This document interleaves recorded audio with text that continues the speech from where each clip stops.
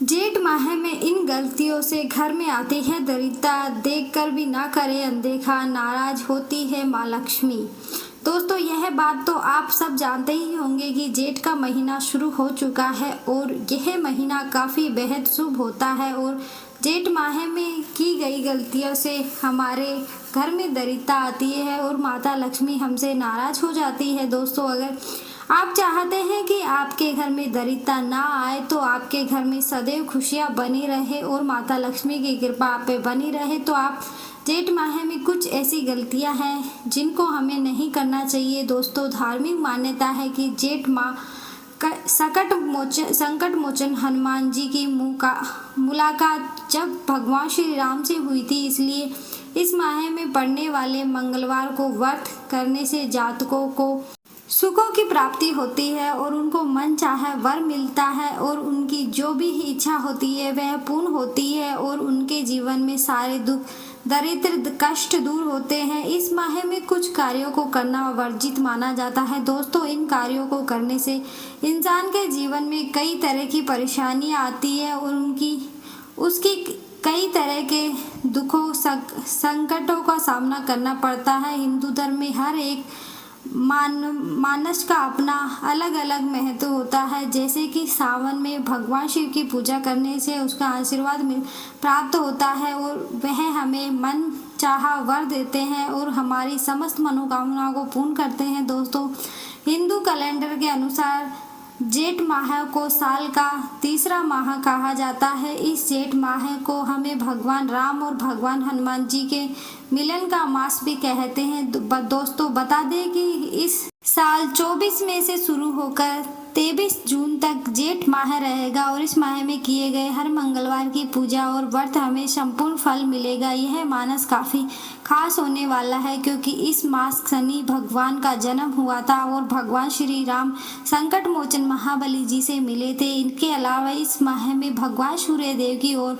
माँ लक्ष्मी की विधिवत पूजा करने का विधान है। दोस्तों, जो भी जातक इस माह में भगवान सूर्य देव और माता लक्ष्मी की सच्चे मन से प्रार्थना करता है वह उनकी प्रार्थना अवश्य स्वीकार करते हैं और उनके जीवन से सारे दुख दर्द दूर कर देते हैं और उनके जीवन में खुशियाँ ही खुशियाँ भर देते हैं। दोस्तों, लेकिन कुछ ऐसे काम हैं जिन्हें जेठ माह में भूलकर भी नहीं करना चाहिए, वरना आपको इसके दुष्परिणाम भी देखने को मिल सकते हैं। मान्यता है कि इन कर्मों को करने से माता लक्ष्मी बहुत ज़्यादा रुष्ट हो जाती हैं और उस व्यक्ति के घर को त्याग देती हैं, जिससे उस व्यक्ति के घर में सकारात्मक ऊर्जा चली जाती है और उसके घर में नेगेटिव एनर्जी का वास होने लगता है, जो कि हमारे जीवन में हर तरह की परेशानियां पैदा करती है। और दोस्तों, ऐसा करने से हमारे जीवन में धन यात्री के साथ साथ पैसों की तंगी का सामना भी हमको करना पड़ता है। दोस्तों, जाने जेठ माह के दौरान हमें कौन सी गलतियां हैं जिन्हें भूलकर भी नहीं करना चाहिए। माता लक्ष्मी जो भी भक्त इस वीडियो को सच्चे मन से देख रहा है उसके जीवन की सारी परेशानियां दूर कर देना। हिंदू धर्म में जेठ माह का बहुत ज़्यादा महत्व है क्योंकि आप शायद नहीं जानते होंगे, लेकिन गेस्ट के स्वामी मंगल है। इस ग्रह को सहायक शौर्य का प्रतीक माना जाता है। अगर हमारी जिंदगी में इस ग्रह की कमी आ जाए तो हमारे अंदर के साहस और शौर्य खत्म होने लगते हैं। दोस्तों, आपके साथ ही भगवान विष्णु के प्रिय मास में से एक माह जेठ भी है। इसके साथ ही इस माह में पहली बार भगवान और प्रभु श्री राम और हनुमान जी का मिलन हुआ था। इसी के कारण जेठ माह में पड़ने वाले हर मंगलवार का बड़ा महत्व होता है। दोस्तों, जेठ में पड़ने वाले हर मंगलवार को बड़ा मल ढूंढवा मंगलवार के नाम से जाना जाता है।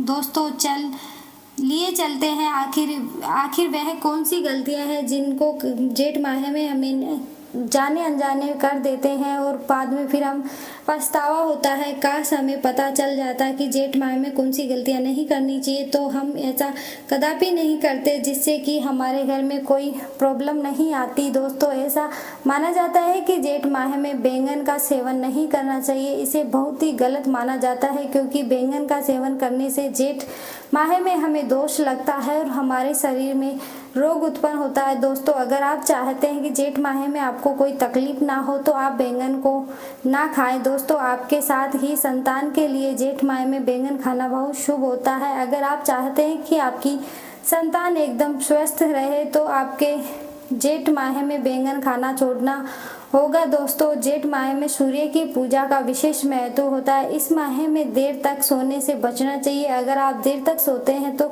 आपको इसके दुष्परिणाम उठाने पड़ सकते हैं। और दोस्तों, सूर्य उदय से पहले उठने का हर संभव प्रयास करें। जल्दी उठकर स्नान करें और उगते हुए सूर्य को अर्घ्य दें और भगवान का ध्यान करें। जब भी आप उगते हुए सूर्य को अर्घ्य दिन तो हमेशा जल तांबे की लोटे में भरकर ही सूर्य को अर्घ्य दे। इसे महीने दिन में भी सोने से बचना चाहिए। आप चाहे तो दिन में भजन कीर्तन कर सकते हैं। और अगर आपको लगता है कि हम अपने घर में भजन कीर्तन नहीं कर सकते तो अपने मन ही मन में भगवान का स्मरण करिए। माना जाता है कि इस महादेव तक और दिन में सोने वाले व्यक्तियों को तमाम तरह के रोग घेर लेते हैं। इसलिए अगर आप स्वस्थ रहना चाहते हैं तो चाहते हैं कि आपको कोई बीमारी ना हो तो आप सोने से बचें। दोस्तों, सूर्य को जल देते समय आपको कुछ सावधानियां हैं जिनको अवश्य ही रखना चाहिए। कभी भी सूर्य को जल देते समय उन्हें सीधे नहीं देखना चाहिए।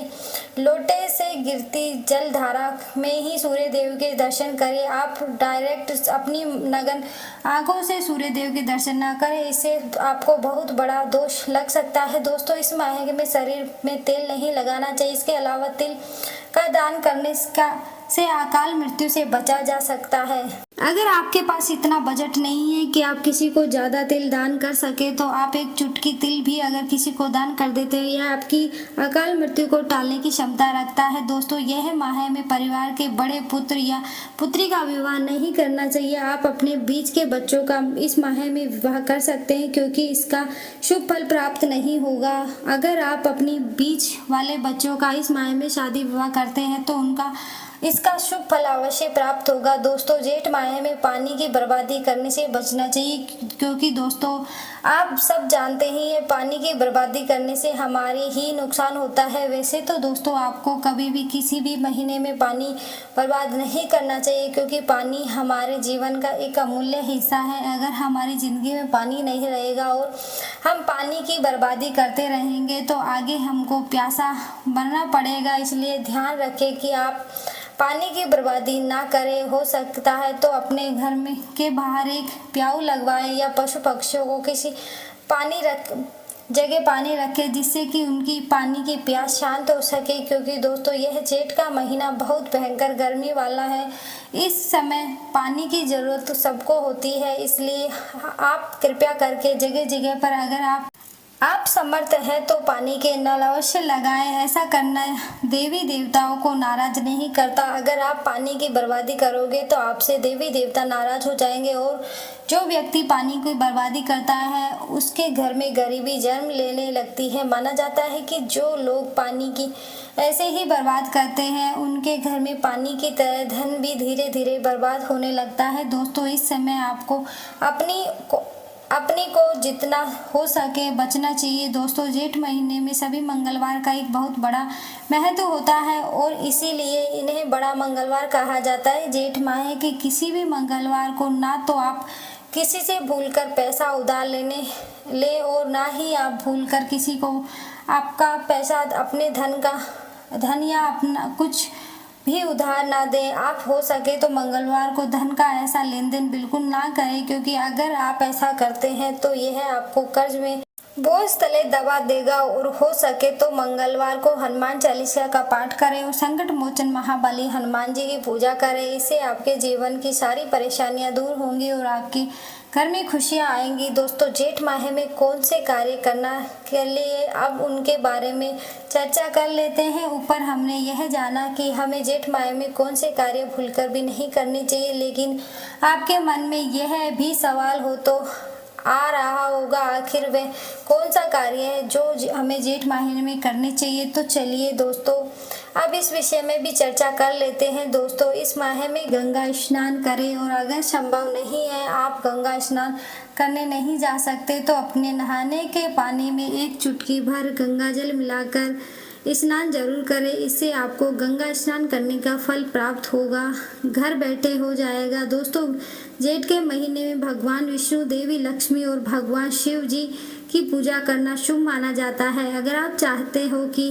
इन सब की कृपा आप पर बनी रहे। तो आप इस सब की सच्चे मन से पूजा करेंगे तो आपको बहुत ही शुभ फल प्राप्त होगा। जेठ माह में दान पुण्य करना अत्यंत फलदायी होता है दोस्तों। वैसे तो दान पुण्य कभी भी किया जा सकता है, उसका फल हमें हमेशा मिलता है, लेकिन जब हम जेठ माह में दान पुण्य करते हैं तो इसका फल दुगना हो जाता है। आप अन्न वस्त्र या धन को भी आपकी श्रद्धा है वह दान कर सकते हैं दोस्तों। इस महीने में मंत्र जाप करने से हमारे मन को शांति मिलती है और इस महीने में मंत्र जाप करने से हमारे शरीर के एक अलग प्रकाश की ऊर्जा जन्म लेती है। साथ ही व्यक्ति को 100 फलों की प्राप्ति हो सकती है दोस्तों। जेठ माह में जरूरतमंदों को दान अवश्य करना चाहिए। जरूरत नहीं है कि आप करोड़ों लाखों रुपए का दान करें। आप अपनी श्रद्धा के अनुसार जो भी चीज़ की हो, किसी भी को